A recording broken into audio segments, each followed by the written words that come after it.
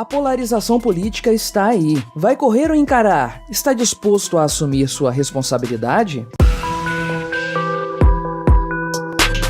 Este é o Visão Libertária, sua fonte de informações descentralizadas e distribuídas. Este artigo foi escrito por Aldo Vieira, revisado por historiador libertário, narrado e produzido por mim, Quintessência, voto e eleição sem fetiches. O Brasil não é um país fácil de entender desde sempre. A dinâmica política no Brasil é uma das mais voláteis do mundo, e o cenário político, pelo que se viu no resultado do primeiro turno das eleições para presidente, rachou o país ao meio definitivamente. Isso era esperado para o segundo turno, mas a concentração de votos nos dois principais players do jogo, logo no primeiro turno, deixando Ciro e Tebet com números bem abaixo do esperado, mostra o quão divididos estamos de modo quase igualitário entre petistas e bolsonaristas, duas visões mutuamente excludentes e antagônicas de mundo sem possibilidade de diálogo, o que, por mais estranho que pareça, o Datafolha não previu com precisão quando deu grande margem de vitória aos candidatos de esquerda. Mas é bom fazer um adendo aqui. Grande parte do eleitorado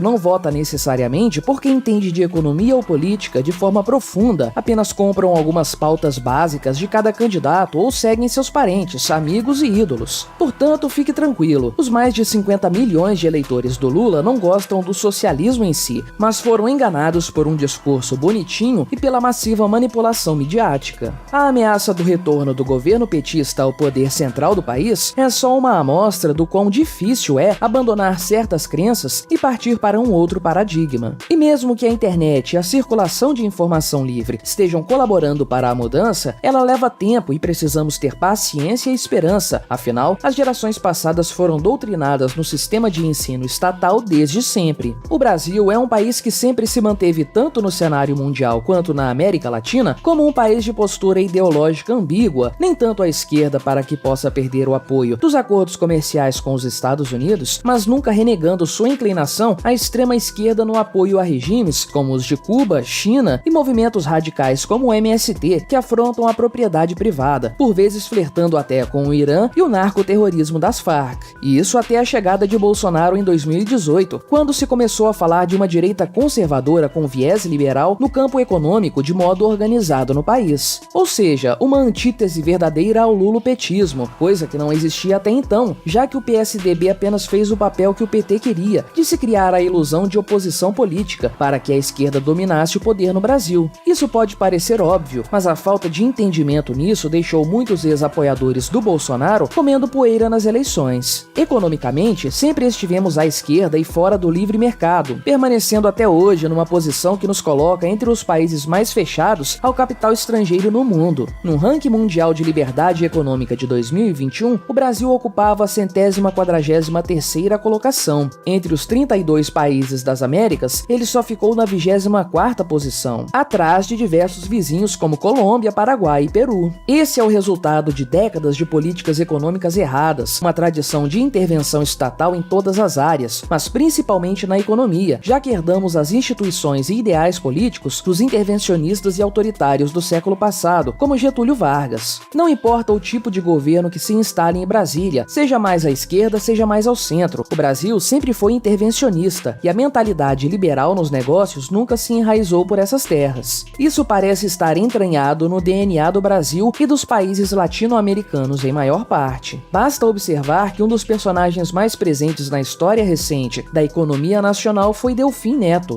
Delfim foi um super-ministro do período militar em 3 oportunidades, da Fazenda, da Agricultura e do Planejamento. Sempre identificado como de direita, isso não o impediu de passar a ser apoiador do Lula na eleição de 2002, quando foi conselheiro econômico do seu governo. Delfim ainda disse que Lula salvou o capitalismo brasileiro na crise financeira de 2008. Bom, isso revela muito sobre o tipo de faculdade de economia que temos no Brasil, já que controlar as questões econômicas é dever do Estado. Sintomaticamente, Delfim também foi investigado pela Lava Jato por propina na construção da usina de Belo Monte, no Pará. A trajetória de Delfim, entretanto, não acabou com o governo petista, e ele ainda participou do programa Uma Ponte para o Futuro do governo postiço de Michel Temer. A trajetória longeva de Delfim em tantos governos, com suas receitas intervencionistas e keynesianas, mostra o quanto o Brasil não consegue pensar em novas fórmulas para se reinventar, ficando preso a velhas receitas que nunca trouxeram o salto esperado. Uma volta de Lula significa, portanto, nessa área, apenas a repetição da mesma receita do nacional desenvolvimentismo estatal, superprotetor já visto tantas vezes e que nunca deu certo, já que é bom lembrar que no final do governo PT tivemos a maior recessão dos últimos tempos, por volta de 2015. Tanto é que Lula sequer apresentou qual será seu plano de governo e sempre tentou esconder do público a tragédia que foi o governo de sua sucessora Dilma Rousseff. Aliás, ele não precisa, pois seu plano já está pronto e é o mesmo que já foi implantado anteriormente. Grandes oligopólios sendo subsidiados com dinheiro do governo para inchar o PIB, atrair capital especulativo pelos juros altíssimos, inchando as estatísticas econômicas e dando a impressão de crescimento pelo aparecimento quase instantâneo de uma bolha de prosperidade tocada à base de crédito bancário e preços controlados. É a receita do famoso capitalismo chinês, com a diferença que o governo petista nunca fez 1/1000º do investimento em infraestrutura e planejamento a longo prazo feito pelo governo central de Pequim, preferindo então, como bom brasileiro, o jeitinho malandro e o vai na fé que dá certo, ao invés de um plano de metas para 10 ou 20 anos. Populistas como Lula nunca pensam a longo prazo para o bem do povo brasileiro, por isso é bom tomar cuidado com quem promete mundos e fundos. Não caia nessa de promessas fáceis e vazias, isso já foi tentado. A verdade é que o sistema democrático é um dos principais inimigos de políticas públicas de longo prazo. Afinal, eleições a cada 4 anos só estimulam a disputa insana pelo poder nas casas legislativas, de modo que os poderes executivo e legislativo gastam boa parte do seu mandato, o terço final pelo menos, totalmente envolvidos na luta por reeleição, tornando seu poder de mando inócuo e suspenso até um novo pleito. O retorno de Lula como alternativa política relevante e viável dentro do cenário político, após tudo o que se viu nos últimos anos, só pode ser explicado sob o prisma do fetiche brasileiro por um Estado interventor, paternalista e sempre disposto a ajudar, seja a indústria nacional, os grandes empresários com boas conexões políticas ou a grande mídia. Também mostra o quanto muitos ainda são suscetíveis a serem influenciados pela mídia e ao apelo a uma figura carismática com a aura de alguém que pode resolver tudo e fazer o Brasil voltar aos eixos. Apesar de o atual Lula parecer estar mais vingativo e decadente, falando bobagem sempre que pode e aludindo a políticas autoritárias como a regulamentação da imprensa, ao contrário do falso personagem Lulinha Paz e Amor construído no início dos anos 2000. Bom, pelo menos Lula hoje em dia mostra sua verdadeira face autoritária. A campanha sistemática contra Bolsonaro feita pela grande mídia desde o primeiro dia de seu governo alcançou sucesso em vários níveis graças à falta de habilidade do governo em se comunicar com uma fatia da população que ainda não acompanha as mídias alternativas da internet. Esse grupo de pessoas ainda consomem os jornais das TVs vinculadas ao chamado consórcio, o conglomerado de mídia que surgiu em 2020 para mostrar um único ponto de vista durante a pandemia, o ponto de vista desfavorável a qualquer iniciativa do poder executivo, algo motivado por questões exclusivamente financeiras. Como nada é fácil de entender no Brasil, houve também certa ruptura de Bolsonaro com uma ala autodenominada liberal e de centro que o apoiou na eleição e que se tornaram os isentões de hoje, mas que depois viraram as costas para ele fazendo questão de apoiar as críticas da esquerda sobre sua atuação e engrossando de forma cínica e injusta o coro de genocida e os gritos de impeachment. Já a associação entre Lula e Alckmin na chapa petista mostra o quanto todos os antigos players que disputavam o poder entre si estão ansiosos para voltar ao poder e cair todos ao mesmo tempo sobre o mesmo adversário em comum, numa conjunção de forças antagônicas nunca antes vista em território nacional. Deixado só para enfrentar tanto esquerdistas quanto ex-aliados da direita, Bolsonaro é o único opositor de Lula que possui uma ideologia claramente contrária ao PT, e por isso mesmo tornou-se o coisa ruim a ser exorcizado por todos os outros que não são candidatos ideológicos. Bolsonaro é o único que consegue chamar por votos e apoios massivos da população, conseguindo até eleger senadores e governadores com sua indicação pessoal, já que ele fala sim a linguagem do povo e zela pelas características conservadoras de grande parte da população. Apesar desse abandono de antigos aliados e constantes ataques de todo o establishment, Bolsonaro não foi mal nas urnas e conseguiu formar uma boa base para um possível próximo governo, talvez a maior base de direita já eleita na história. Quem realmente se saiu mal foram seus detratores e os traidores, muitos dos quais não conseguiram se eleger e terão que abandonar o palco político pelos próximos anos, pois avaliaram mal a resiliência do eleitorado de Bolsonaro e apostaram numa moderação que não existe mais no cenário político nacional. A polarização é um fato e quem é isento nesse quesito derreteu o seu eleitorado. Também avaliaram mal a capacidade de reorganização da esquerda em torno do PT e da sua figura central, sem a qual o PT não significa mais nada, já que esse partido está perdendo toda a credibilidade a cada ano que passa, com exceção de seus currais eleitorais. Os liberais do Partido Novo e membros eleitos do MBL desdenharam e acusaram continuamente os bolsonaristas de estar praticando chantagem, acenando sempre para uma possível volta do PT ao poder. Contudo, com Lula chegando ao segundo turno da eleição, com uma margem de votos tão próxima do necessário para ganhar o pleito no primeiro turno, essa não é mais uma simples chantagem, mas uma possibilidade real. E agora aqueles que quiseram manter-se puros, como Moro, e aqueles que preferiram manter-se neutros, votando em Tebet e Ciro, e os indecisos que se abstiveram no primeiro turno, cerca de 20%, terão que escolher qual das ideologias é a menos perigosa a longo prazo para o Brasil, a bolsonarista ou a petista. Toda escolha não é livre de consequências, e mesmo que você tente se manter isento, sua escolha por se omitir das principais disputas da política irá cobrar um preço que fatalmente chegará até você, mais cedo ou mais tarde. Embora o governo de Bolsonaro não seja perfeito em todos os sentidos, o leque de propostas do PT é totalmente baseado em estatização e ideologia socialista, a mesma que os argentinos e venezuelanos estão seguindo. Os resultados dessas políticas levadas a cabo ao longo de cerca de 13 anos no poder já mostraram o quão deficiente esse tipo de governança pode ser, não só na economia, como também no que tange ao combate ao crime, violência e à corrupção institucionalizada. O Brasil batia ano a ano o recorde de mortes violentas, com policiais sendo literalmente caçados nas ruas, em cidades como o Rio de Janeiro. A média de mortes em capitais como Fortaleza chegou a ser maior do que a registrada na Guerra do Iraque na mesma época. Isso no governo que diz pregar o amor e a tolerância, balela para enganar bobo.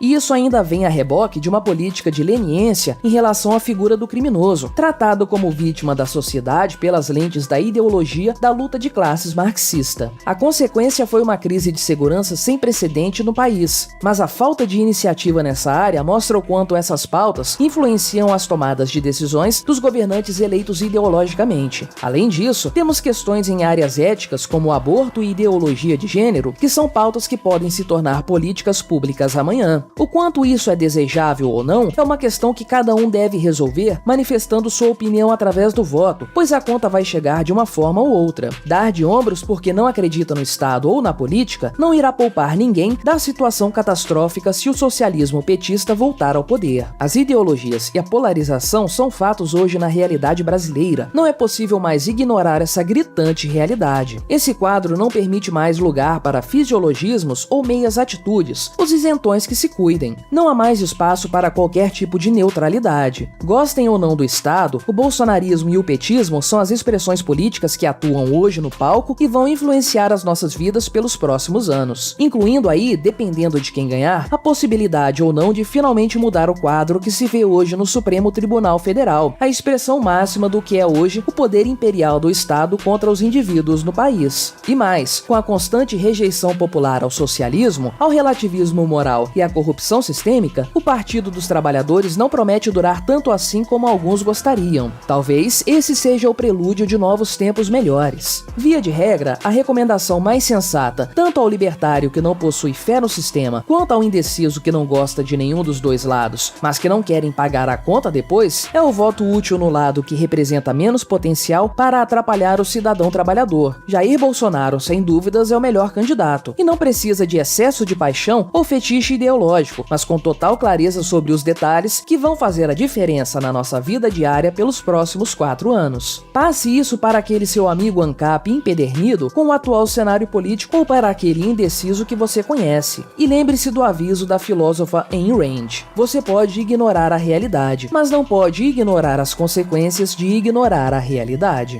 Obrigado por sua audiência. Se você gostou deste vídeo, deixe o seu like e o compartilhe com aquele seu amigo esquerdista que ainda acredita no Estado. Se quiser ser notificado dos próximos vídeos, clique em se inscrever e depois no ícone da campainha. Até a próxima!